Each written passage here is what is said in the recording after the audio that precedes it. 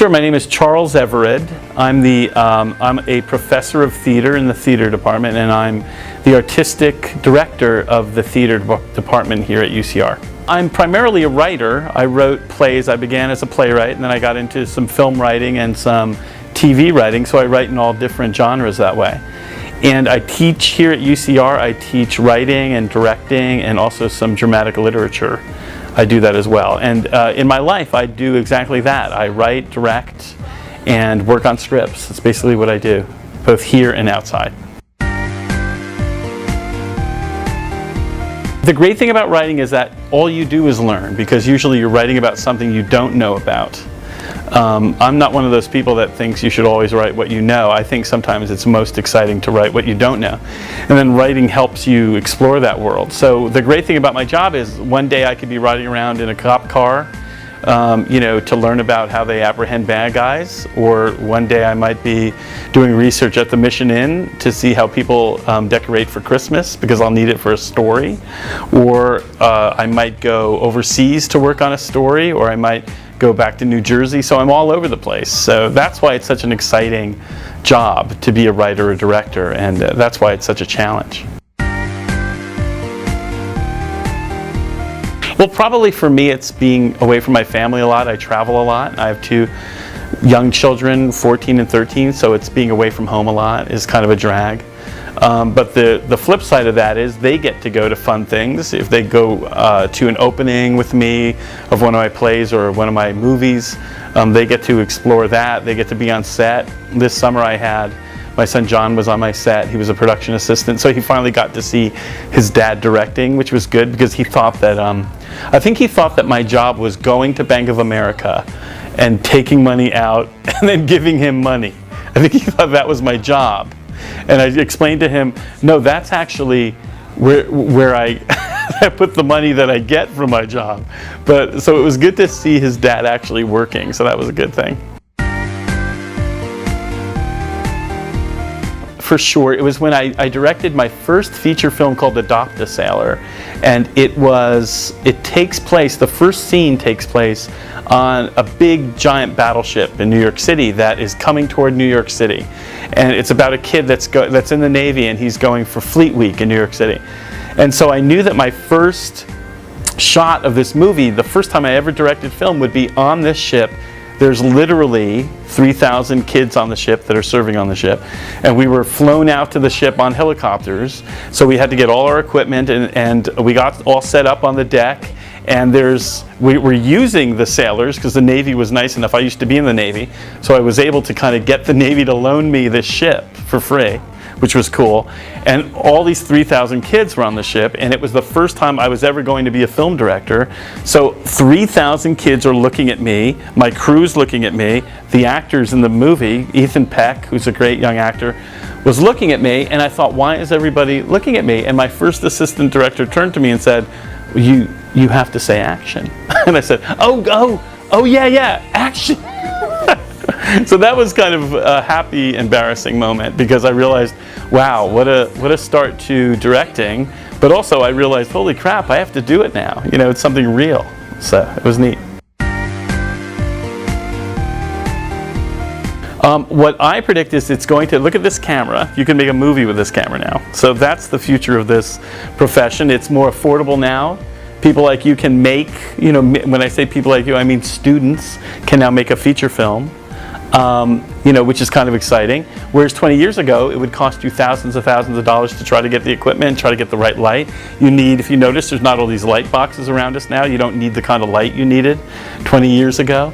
And that's kind of exciting. So the future of the profession is more people have access to technology. The challenge of the profession is that just because you can make a film doesn't mean you should. In other words, people still have to learn and abide by those elements of story. How do we tell a story that's compelling? They still have to learn that, and then you should film it. But now what's happening sometimes is people get so entranced with the technical aspect of it that they forget that they have to tell a story that's meaningful. So it kind of goes both ways, but I predict that the industry itself is going to contract in a good way. In other words, studios tend to make big movies like The Avengers, you know, and they do it well in my estimation. I think they do a great job of it. Sometimes they make clunkers, but everybody does, you know. But in general, studios are going to be mostly in that business, and then people making medium or smaller movies are going to be all over the world. They're going to be students, they're going to be people who live in Riverside, they're going to be people who live in Malaysia, they're going to be people who live everywhere, you know? And so the industry is going to become more personal, and I think that's a great thing, because it means that more people can do it, you know?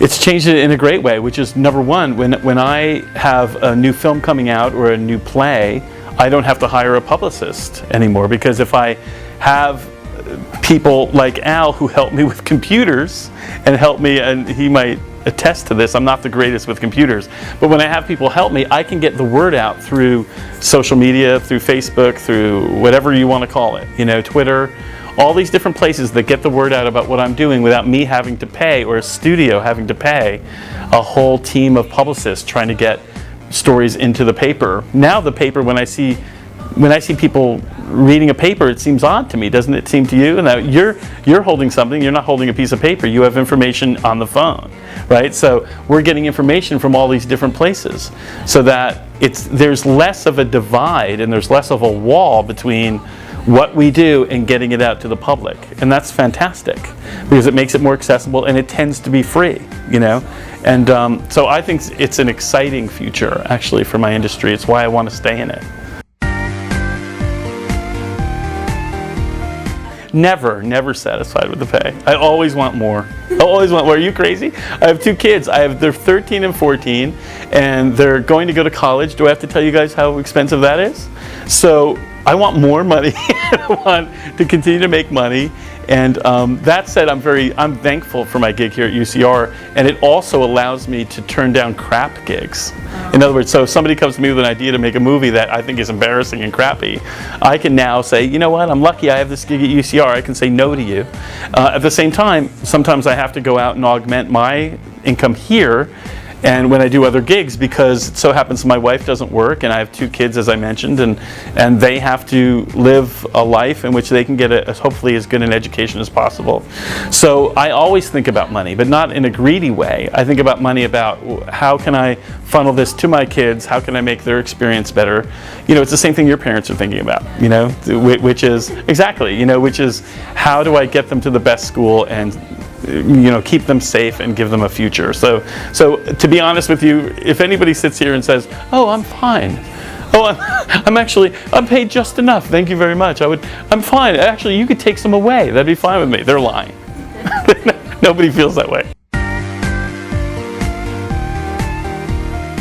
Just what you're doing. You're doing it. You're making a short piece now. You need to know the technical aspects of it, the basics of it.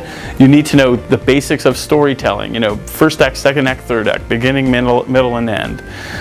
You need to know how to sit and talk to people, just like you're doing.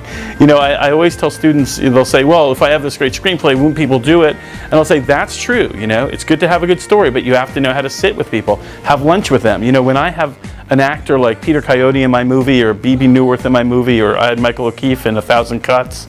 This movie I made was just nominated for a Saturn Award.